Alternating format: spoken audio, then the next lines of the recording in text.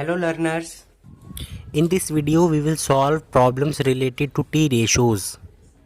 Now in this problem, Cot theta is given 7 by 8.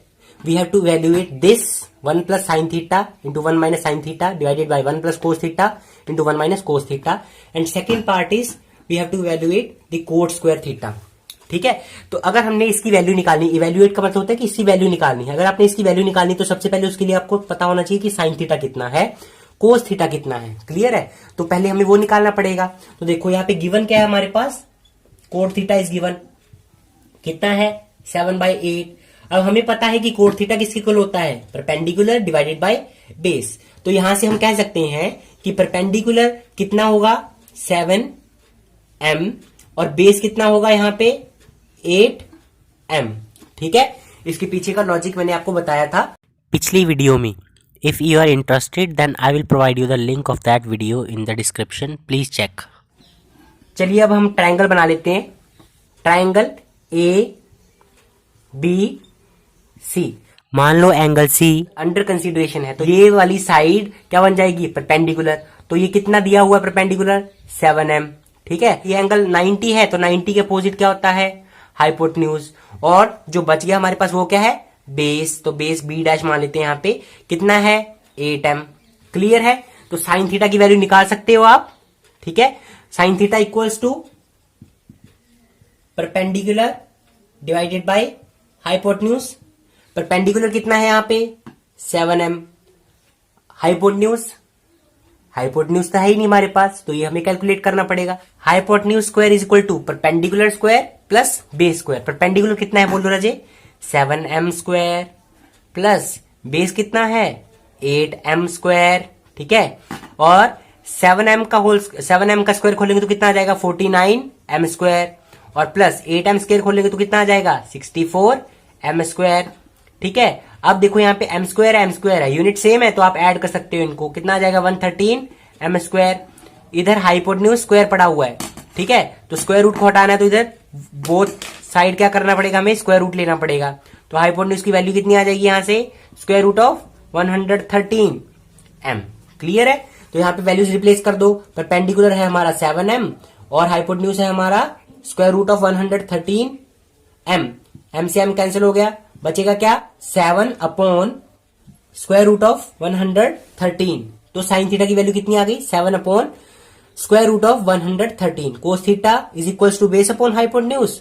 Base कितना बोलो रजे 8m divided by hypotenuse again square root of 113m। m से m cancel, कितना आ जाएगा 8 divided by square root of 113। Now we have the values of sin theta and cos theta, so we will replace here and we will find the value.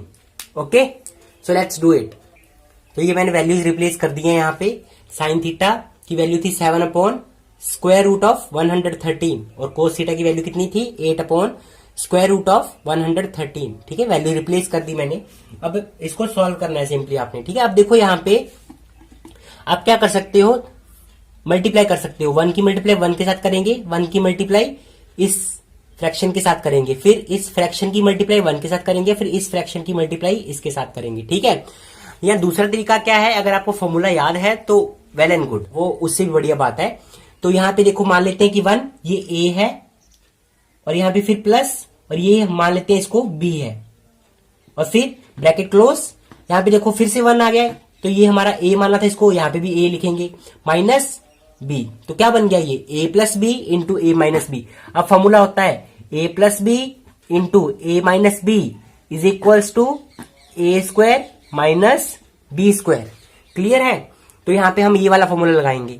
A square मतलब पहली quantity का square, पहले number का square, और minus B square मतलब दूसरे number का square. तो देखो फिर ये किसके इक्वल आ जाएगा, यहाँ पे लिख रहा हूं मैं, ए स्क्वायर मतलब 1 का स्क्वायर, माइनस फॉर्मूले में माइनस, तो माइनस बी स्क्वायर मतलब दूसरे नंबर का स्क्वायर। तो दूसरा नंबर कितना है यहाँ पे 7 upon square root of 113 square. ठीक है, डिवाइडेड बाय, यहाँ पे भी सेम फॉर्मूला लगा सकते हैं। देखो इसको हम मान ले अगर a है और इसको अगर हम मान ले कि b है, तो a प्लस बी बन गया ये, और इधर a माइनस बी बन गया। क्लियर है? तो सेम फॉर्मूला यहाँ पे भी तो लग सकता है ना, लगा दो फिर यहाँ पे भी। तो 1 स्क्वायर और minus 8 upon square root of 113 square. ठीक है, क्लियर है आपको इतना?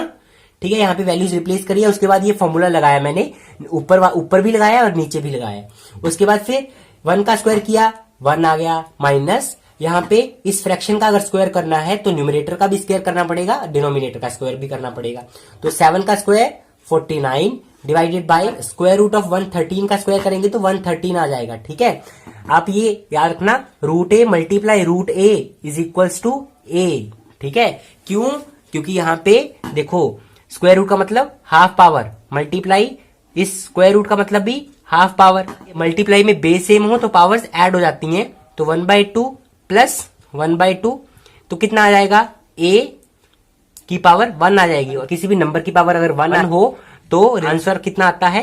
वो नंबर खुद। ठीक है, तो a आ जाएगा। क्लियर है यहाँ पे? तो इसीलिए स्क्वायर ऑफ अंडर रूट 113 कितना आएगा? 113। क्लियर है? यहाँ पे 1 का स्क्वायर करेंगे तो 1 आ जाएगा, माइनस 8 का स्क्वायर किया 64 डिवाइडेड बाय अंडर रूट 113 का स्क्वायर करेंगे तो कितना आ जाएगा? 113। क्लियर है? उसके बाद बस अब कुछ नहीं करना आपको, ऊपर एलसीएम लेके सब्ट्रैक्ट करना है, नीचे एलसीएम लेके सब्ट्रैक्ट करना है। तो जल्दी से मैं कर देता हूं इसको।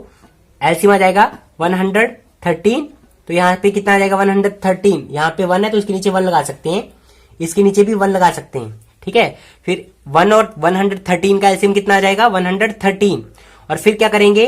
113 जो एलसीएम आया है उसको हम डिवाइड करेंगे इस नीचे वाले नंबर से 1 से। आंसर कितना आएगा? 113। और उस आंसर की मल्टीप्लाई ऊपर वाले नंबर से करेंगे, 113 माइनस सेम प्रोसीजर यहाँ पे भी लगाना आपने, तो 49 आ जाएगा। फिर डिवाइड बाय दिस सिंबल। ठीक है, फिर 113 एलसीएम आ जाएगा यहाँ पे, और यहाँ पे कितना आ जाएगा? 113 माइनस 64। क्लियर है? आई होप आपको समझ आ रहा है। 113 में से 49 आप माइनस कर दोगे तो कितना आ जाएगा? 64 डिवाइडेड बाय 113, और यहाँ पे नीचे कितना आ जाएगा? 49 डिवाइडेड बाय 113। अब देखो फिर नेक्स्ट स्टेप में अब हम क्या कर सकते हैं, इसके बाद लिख रहा हूं मैं यहाँ पे 64 डिवाइडेड बाय 113। ये जो सेम इंफॉर्मेशन है, first fraction divided by second fraction.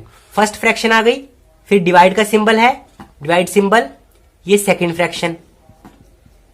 इसके बाद 64 अपॉन 113, डिवाइड को चेंज करेंगे मल्टीप्लाई में, और सेकंड फ्रैक्शन का रेसिप्रोकल। रेसिप्रोकल में क्या करना होता है? न्यूमरेटर को डिनोमिनेटर बनाओ और डिनोमिनेटर को न्यूमरेटर बनाओ, मतलब उल्टा कर दो इसका। ठीक है, ये तो 113 से 113 कैंसल, कितना आ गया? 64 अपॉन 49। तो इसका मतलब इसकी वैल्यू कितनी आ गई है? 64/49। यही हमें निकालना था। क्लियर है? This is the first part of this question. Now in the second part they have asked us to evaluate cot square theta. अच्छा, कोट स्क्वायर थीटा का मतलब क्या है? कोट थीटा का होल स्क्वायर।